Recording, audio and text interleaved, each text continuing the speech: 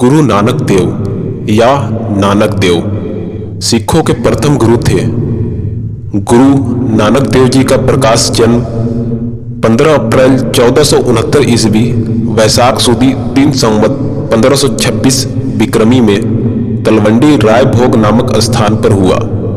सुविधा की दृष्टि से गुरु नानक का प्रकाश उत्सव कार्तिक पूर्णिमा को मनाया जाता है। तलवंडी अब ननकाना साहिब के नाम से जाना जाता है। तलवंडी पाकिस्तान के लाहौर जिले से 30 मील दक्षिण पश्चिम में स्थित है। धार्मिक कट्टरता के वातावरण में उदित गुरु नानक ने धर्म को उदारता की एक नई परिभाषा दी। उन्होंने अपने सिद्धांतों के प्रसार हेतु एक सन्यासी की तरह घर का त्याग कर दिया और लोगों को सत्य और प्रेम का पाठ पढ़ाना आरंभ कर दिया। उन्होंने जगह जगह घूमकर तत्कालीन अंधविश्वासों पाखंडों का जमकर विरोध किया। वे हिंदू मुस्लिम एकता के भारी समर्थक थे। धार्मिक सद्भाव की स्थापना के लिए उन्होंने सभी तीर्थों की यात्राओं की और सभी धर्मों के लोगों ने अपना शिष्य बनाया।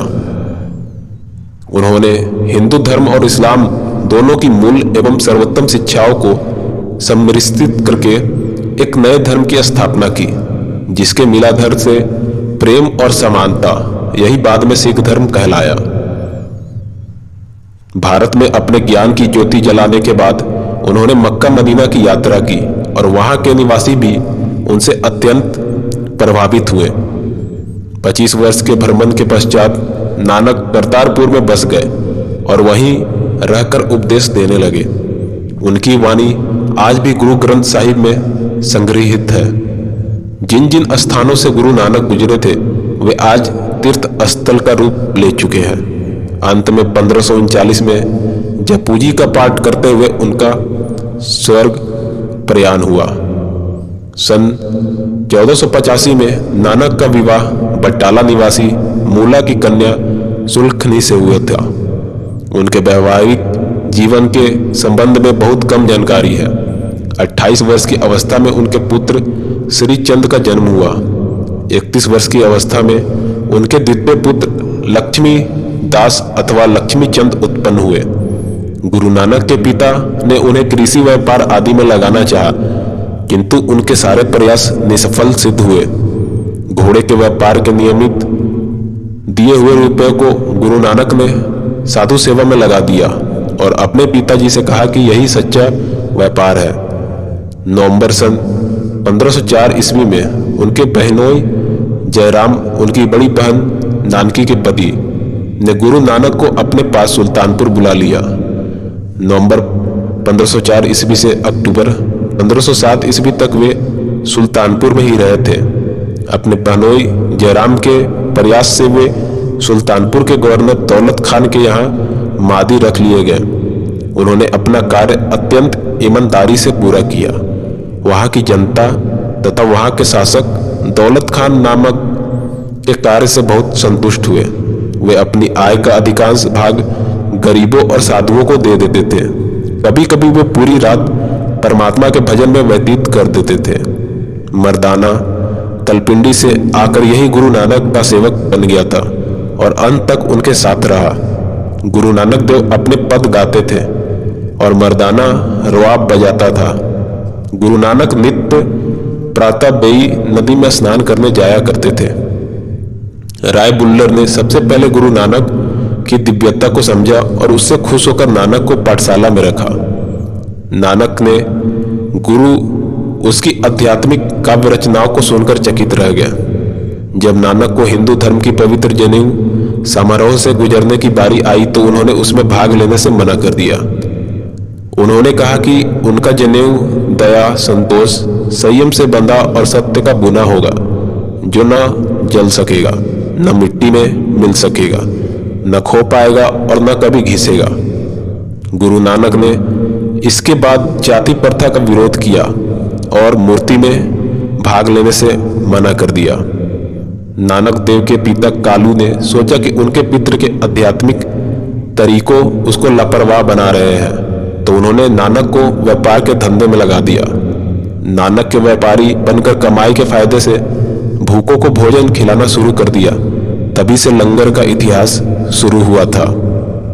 इससे पहले जब पहली बार नानक को व्यापार के लिए उनके पिता ने भेजा तो उनको 20 रुपए देकर इन पैसों से फायदा कमाने को कहा।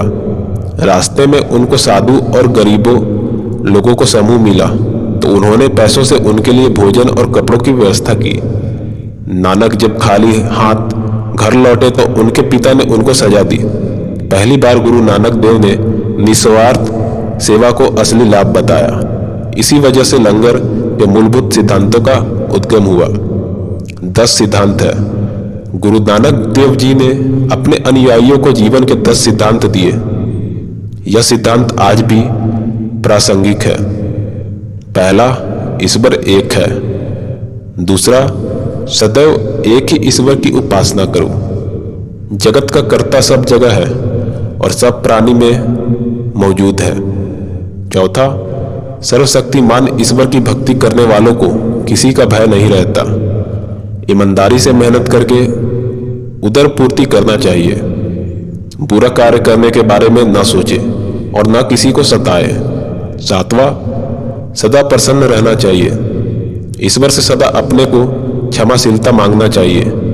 8वां, मेहनत और ईमानदारी से कमाई करके उसमें से जरूरतमंद को कुछ देना चाहिए।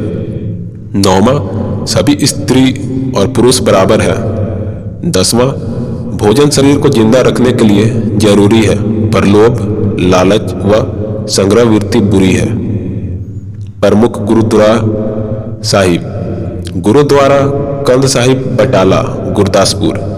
गुरु नानक का यहाँ पत्नी सुलक्षणा से 18 वर्ष की आयु में संवत 1544 की 24वीं जेठ को विवाह हुआ था। यह गुरु नानक की विवाह वर्षगांठ पर प्रतिवर्ष उत्सव का आयोजन होता है। गुरु नानक हाट साहिब, सुल्तानपुर लोधी, कपूरथला। गुरु नानक ने बहनोई जयराम के माध्यम से सुल्तानपुर के नवाब के यहाँ शाही भंडार के देखरेख की नौकरी प्रारंभ की। वे यहाँ पर मोदी बना दिए गए। नवाब युवा नानक से काफी प्रभावित थे। यहाँ से नानक को 13 शब्द के माध्यम से अपनी मंजिल का आभास हुआ था। गुरुद्वारा गुरु का बाग, सुल्तानपुर लोधी, कपूरथला। यह गुरु नानक देव जी का घर था, जहां उनके 2 बेटों बाबा श्रीचंद और बाबा लक्ष्मीदास का जन्म हुआ था। गुरुद्वारा कोठी साहिब, सुल्तानपुर लोधी, कपूरथला। नवाब दौलत खान लोधी ने हिसाब किताब में गड़बड़ी की आशंका में नानक देव जी को जेल भिजवा दिया, लेकिन जब नवाब को अपनी गलती का पता चला तो उन्होंने नानक देव जी को छोड़कर माफी ही नहीं मांगी, बल्कि प्रधानमंत्री बनने का प्रस्ताव भी रखा। लेकिन गुरु नानक ने इसे प्रस्ताव को ठुकरा दिया। गुरु नानक देव के गुरुद्वारा बेर साहिब, सुल्तानपुर लोधी, कपूरथला।